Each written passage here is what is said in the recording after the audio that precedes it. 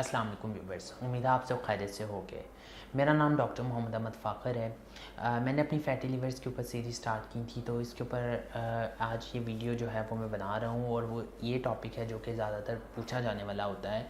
क्या डॉक्टर साहब जो फैटी लिवर होता है क्या वो हार्मोनल चेंजेस करवाता है, या ऐसे कुछ डिजीज़ होते हैं जो कि हार्मोनल अगर फैटी लिवर की वजह से हार्मोनल चेंजेस हुए हों तो हमें हो सकते हैं। तो ये आज मैं इस वीडियो के अंदर बात करूँगा।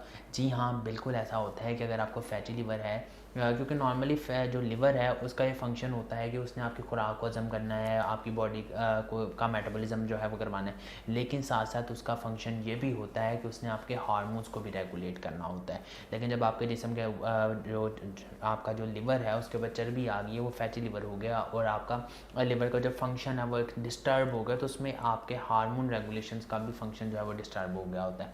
जब हार्मोन्स का जो फंक्शन है वो डिस्टर्ब हुआ है तो ऑब्वियसली आपको हार्मोनल रिलेटेड इश्यूज़ भी आएंगे, और हार्मोनल रिलेटेड इशू आएंगे तो उनसे रिलेटेड मसले भी होंगे, जिसमें आपको पीकोस जो है यानी कि पॉलीसिस्टिक ओवेरियन सिंड्रोम हो सकता है। जब जिगर आपके जिस्म के अंदर चर्बी जो है वो ज़्यादा हो गई होती है, आपको इंसुलिन रेजिस्टेंस होती है, जिसकी वजह से आपकी बॉडी के अंदर जो है मर्दाना हार्मोन, जो ख़वातीन हैं उनके अंदर मर्दाना हार्मोन एंड्रोजन जो है वो ज़्यादा होने लग जाता है, तो उस वजह से उनको PCOS जो है वो हो जाता है, पॉलीसिस्टिक ओवेरियन सिंड्रोम।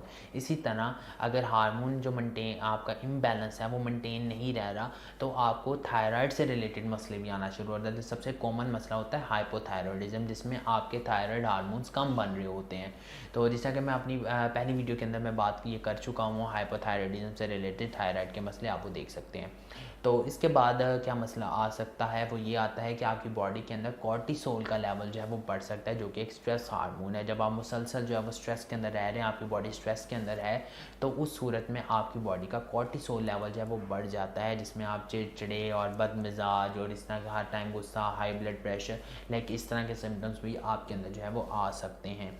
इसके बाद अगर मैं बात करूं कि आपने इसको मैनेज कैसे करना है, आप इसको मैनेज इस तरह से कर सकते हैं। एक तो आपने अपना वेट जो है उसको कंट्रोल करना है, वेट कम करने की कोशिश करनी है आपने। अगर आपको हार्मोनल इश्यूज़ भी आ रहे हैं तो और आप मोटे हैं तो आपने वज़न कम करना है। दूसरे नंबर पर चीज़ ये है कि आप अपना हार्मोनल टेस्ट जो है वो वक्तन करवाया करें, कि अगर आपको फैटी लिवर भी है, ऊपर से आपको लग रहा है कि आपको हार्मोनल इश्यूज़ आए हैं या कोई ऐसी प्रॉब्लम स्टार्ट हुई है, तो आप अपना हार्मोन्स का टेस्ट भी वक्तन करवा सकते हैं। इसके बाद आ जाता है कि आप एंटीऑक्सीडेंट वाली चीज़ें जो हैं वो इस्तेमाल करें।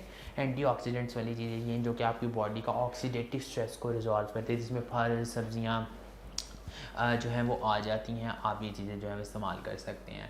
इसके बाद ये आता है कि आपने किसी भी किस्म की कोल्ड ड्रिंक्स का इस्तेमाल नहीं करना, चाहे वो कोल्ड ड्रिंक्स हैं, सॉफ्ट ड्रिंक्स हैं, एनर्जी ड्रिंक्स हैं या अल्कोहलिक बेवरेजेस हैं, उनका इस्तेमाल आपने नहीं करना। आपने कोई भी मीठी चीज़ या चिकनाई वाली चीज़ें जो हैं उनका इस्तेमाल नहीं करना, और आपने जो डॉक्टर ने आपको अगर कोई मेडिसिन प्रिस्क्राइब की है तो आपने वो वक्त पर अपने खानी है, उसको निगलेक्ट नहीं करना, तो फिर ही आप इन सारे मसलों से जो है वो बच सकते हैं। अगर आपका कोई सवाल है तो आप नीचे कमेंट सेक्शन में पेश करें, वो विल डेफिनेटली आंसर। दोबारा मुलाकात होगी इस तरह की एक इन्फॉर्मेटिव वीडियो के साथ, तब तक के लिए खुदा हाफिज़।